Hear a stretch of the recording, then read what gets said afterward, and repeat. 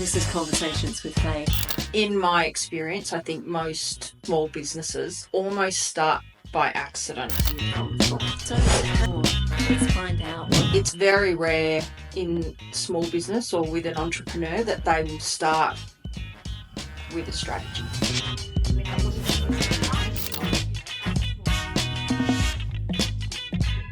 Put this one on. I'm going to put it on a different way. You know, as a small business, you need to get your message out to wherever your ideal clients are. Yes, those difficult decisions around what age are the kids. Should I leave or should I go?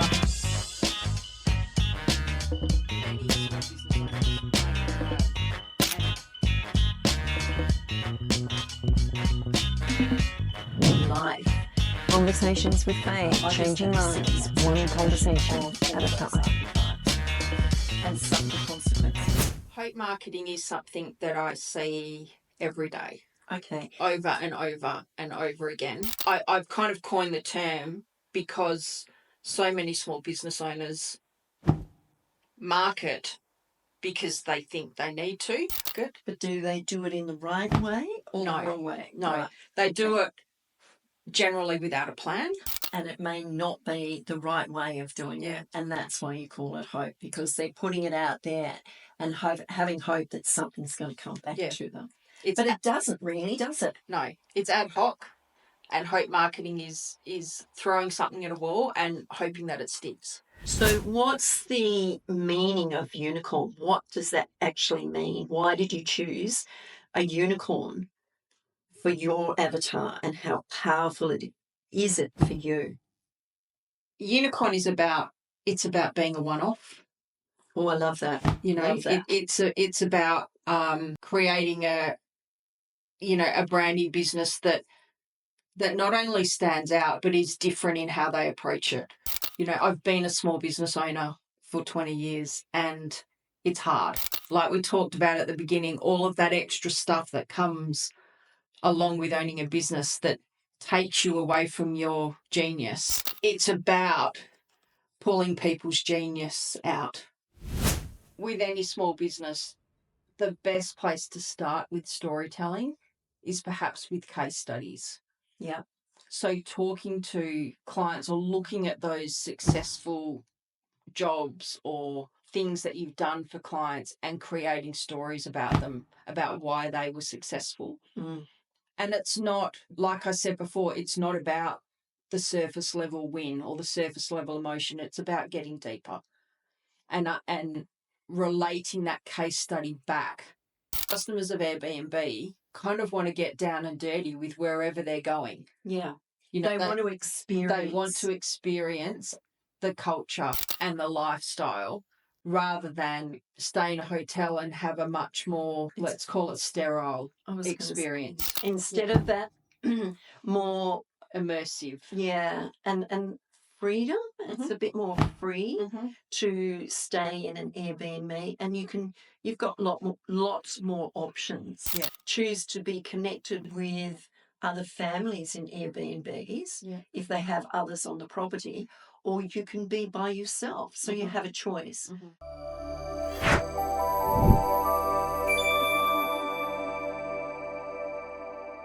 Welcome to Conversations with Faye. I'm your host, Faye Waterman. Today, I'm thrilled to welcome Lisa Stephenson to the show. And we're to the tail end of what Lisa has been talking about. Are you educating your team to understand the ethos of the company or the business or whatever it is? What other things do you need to consider to captivate? So your brand needs to be consistent, as in, you know, you have your logo, but the way that you market, you know, your colours need to be consistent, your font should be consistent, your message, your imagery. Now, your imagery, there could be a few things there, so explain the imagery. It could be, you know, it could be the photos, anything visual that people see. So it could be the graphics or the photos that you use in your campaigns. It could be how your staff or your team present. You know, are you a mechanic that drives a crappy car. You know, no one's going to want to go to a mechanic that drives a crappy looking car. They want someone that they have confidence in. Or that has a well-maintained looking car. Yeah. Does your visual identity support your brand archetype? You know, that's a really critical one. You go back to Harley-Davidson, like, and how they dress and how they present themselves on their bikes, and they take pride in them, and they're immaculate. Yeah. You never see a dirty Harley-Davidson. I've never seen one. Yeah. And equally, you know, the noise of a Harley or the, you know, the leathers, or, you know, you would never really see a clean cut male or female in a Harley-Davidson ad. They would always be a bit kind of rugged and tough. But that's the portrayal, isn't Yeah. it? Yeah, that's their brand. Yeah. So when you have you're looking at your colours and your consistency in your colours in everything. I mean, you might have several different services or products. The colour, the theme has to go all the way through. Yeah. The message has to go all the way through, which is the same. The logo. How important is a logo? A logo is really important, and it can become, you know, if you do a really good job with your logo, it does become your visual identity. And even if it doesn't have the business name in it, people will know who it is. It's a bit like Nike, isn't it? Nike. It's you just got the tick. Nike's the most famous one. Apple, Yeah. you know, is another one. You know, Converse is another one with the star. Yeah. Yeah. And they'll come back again. Yeah. There's so many that, you know, even the luxury brands, Chanel, you know, Yves Saint Laurent, Gucci, they've all got their symbols that people know. Oh, yes, absolutely. And their story is the same. Yeah. It's consistent all the way through their brand. Yeah. It doesn't matter how many new products they bring on, it is consistent. Yeah. The story is the same. Yeah. But they just add bits to it. Yeah. To improve it. What else do we need to know? Because this is it's really important that we understand this as a business owner. Yeah. As a person reflecting in your own personal life, you know, which reflects you as a person running a business. Your personal life reflects on your business as well. It does. And how is it that you can maintain that to a level in your personal life that doesn't affect what you do in your personal life, but it also, they recognize that you're the brand of your business? What's the effect on your business and your personal life as such? Is there an effect? Is there a consistency through the brand, or are they two separate things? I think, you know, I guess it depends on whether you are selling yourself or you are selling, you know, a product or a service that involves other people. I mean, personal branding, if you're selling yourself, is extremely important. Like they have to be aligned. So, you know, if you've got a personal brand, you are your brand, and anything you do or say will be judged based on that. Yeah. And that's a really important thing to think about, because most small businesses, the person that owns the business is the brand of the business. Yep. It's not their logo, it's not their website, it is the person who's in that business. So their reputation, their behaviour, and all those things, there's an expectation there, isn't there? Particularly if they've got a really good business. Absolutely. And, you know, people by people. Yes. We've talked about that already. You know, people like to get to know you. Yes. So if you do have a personal brand, you have to be prepared to put yourself out into the public world somewhat. Yes. You know, you don't have to reveal everything. And you know, that's something I guess that I have found challenging is Okay. In what way? is being the face of Your business. the brand. Yeah. Yeah.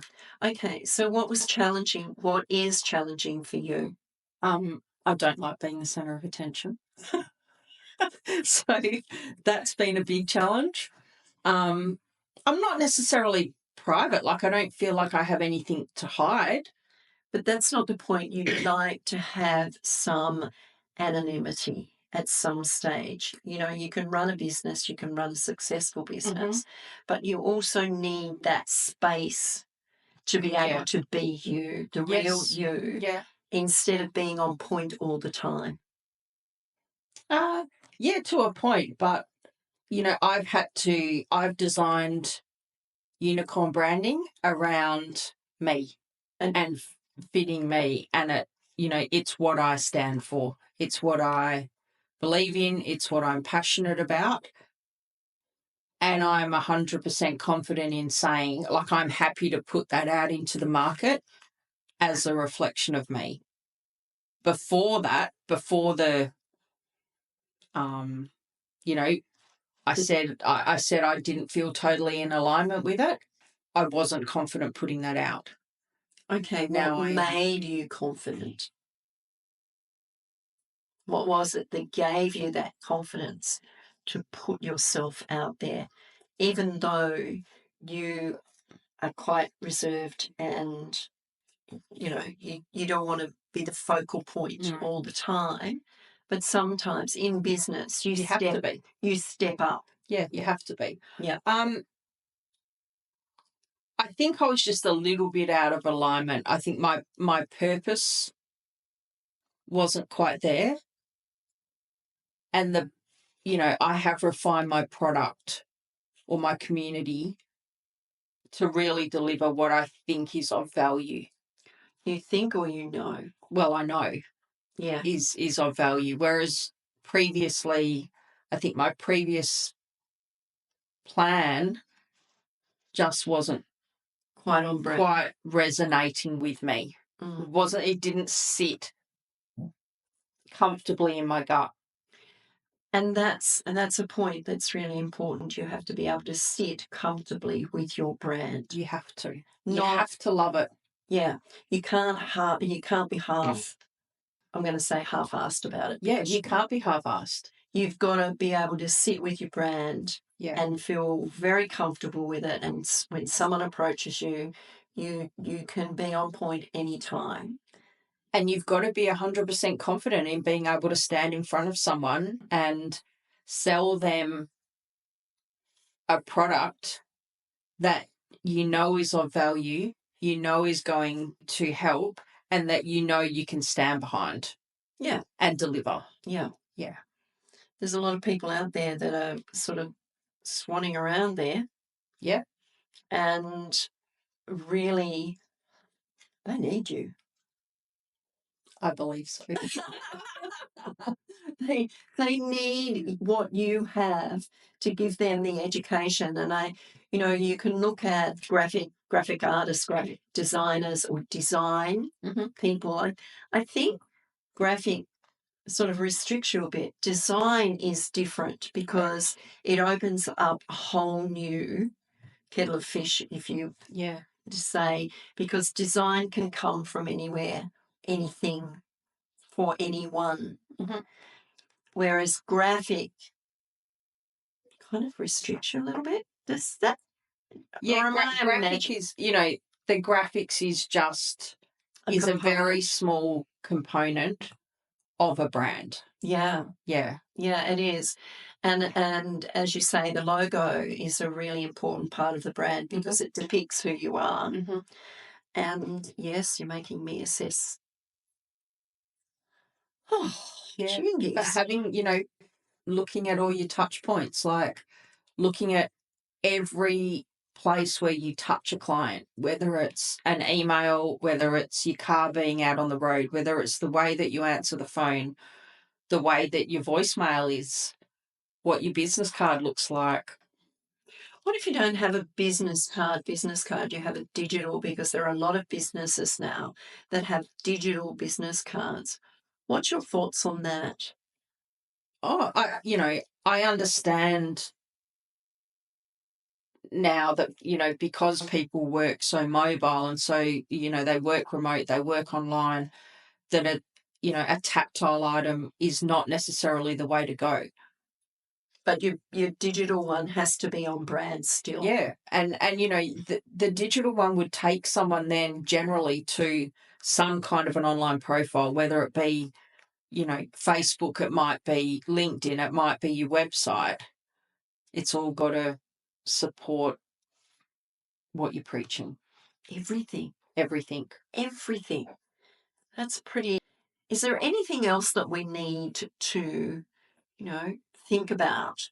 Because we've covered the Conjure, which creates the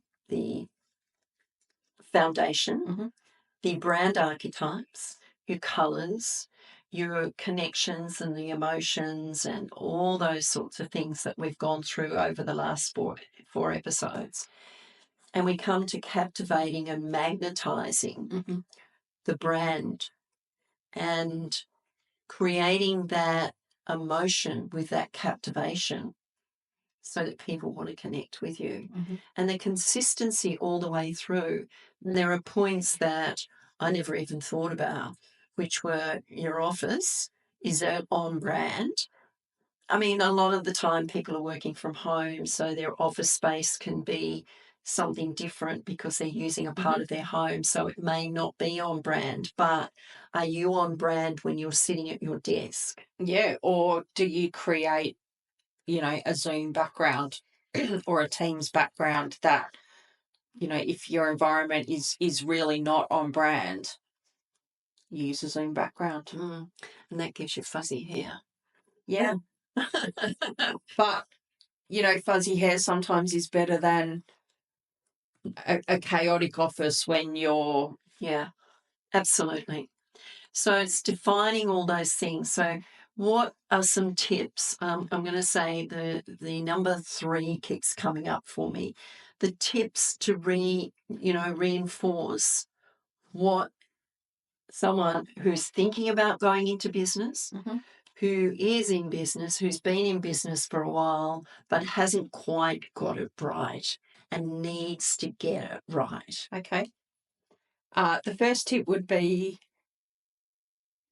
to make sure that you have a style guide for your business. Oh, yes. So, that the style guide will help you keep your colours, your fonts, your look and feel consistent through every aspect. Now explain a style guide, because there might be people that don't understand what a style guide is.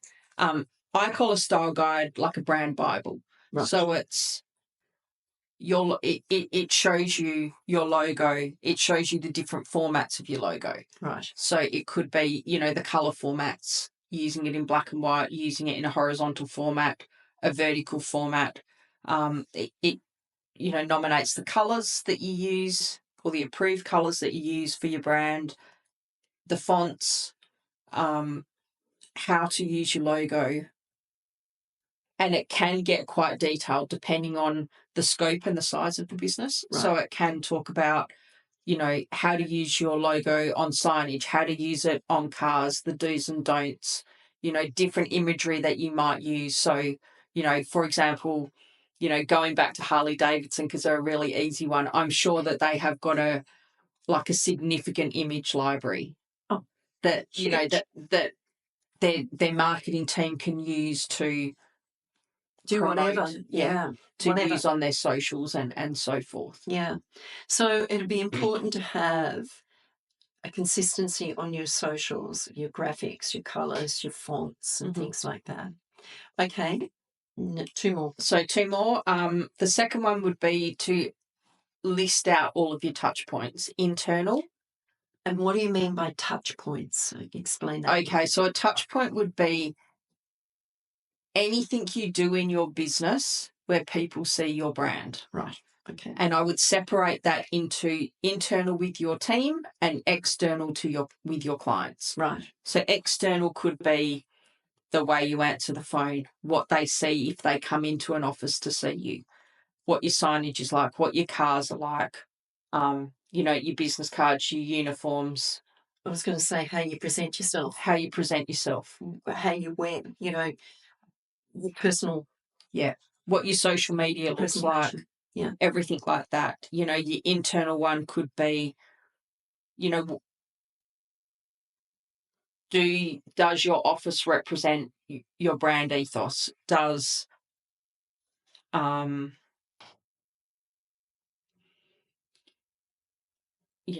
if, like we said before, if you have an environmentally based message, do you support sustainable principles Consistently? Yeah. Does the way that you treat your team align with what you're putting out into the world? That's a biggie. It is a biggie. That's a biggie. One more. I think perhaps one of the areas that might be forgotten about is when you do a campaign or you do execute your brand, is monitoring the metrics and refining it to get it right and making sure that, don't just put something out there and hope that it gets results. If it's not getting a result, then you really need to look at why and what can we tweak to improve that. Yeah, so monitoring the metrics is a really important one. So following through the whole lot. Yeah. Follow through. Yeah. Beautiful. Thank you, Lisa. Thank you. Another intriguing and informing session. This has been the last episode of Lisa Stevens, taking you through business, building your brand archetypes, solid foundations, the 3 C's: conjure, connect, and captivate, and magnetize who you are so that people want to connect with you. Amazing. Thank you so much. I'm Faye Waterman. This has been Conversations with Faye, and I'll be back again soon. Bye for now. And we come to the end of the episode. Thank you for watching this 4th and final episode. I hope you gained something from it.